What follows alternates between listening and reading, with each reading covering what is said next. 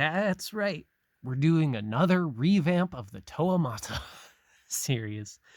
So these figures that I'm going to be going through for this little series, were just kind of a made because my Gali Uniter that I had ordered never showed up. So instead of completing that whole series of Uniter revamps, I just kind of redid the Toamata again. So I guess you could say these are like the Mystica and Fantoka of my Toa. But I kind of just, I don't know. I just like the idea of these are like in the original Bionicle story Bible, when the Toa are seen more as like forces of nature rather than like actual regular Matoran universe inhabitants. I kind of like the idea of these being those versions.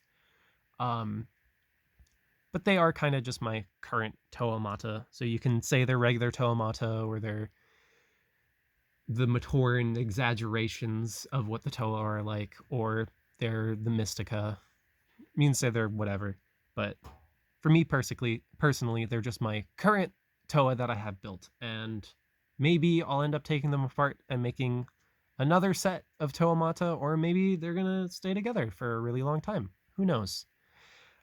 This one I might end up taking apart though, because she uses bootleg clear parts for her joints, and over the time of me moving, her knee joints have started to crack.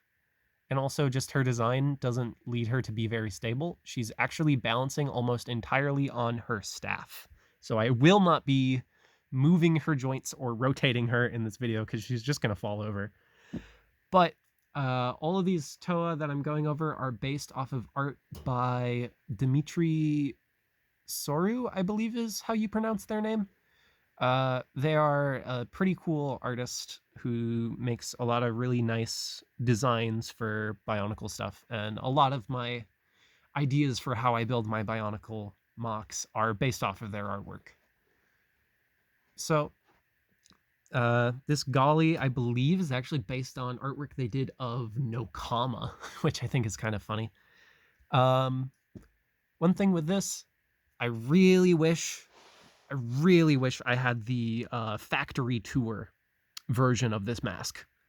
That would be so cool to have the translucent dark blue with it, because right now, this is the only part I have in this specific shade of blue. So it kind of looks weird with the rest of the mock, and I wish I had the translucent one, but the translucent one goes for like way too much secondhand for it to be worth it. I really wish with G2 they did mask packs like how they did with G1, because the G2 mask designs are really awesome. I'd love to use them for more characters, but they only come in like the one elemental color and then gold. And then if you're lucky with some of them, they have like a dual molded gold, which usually doesn't look much better anyway.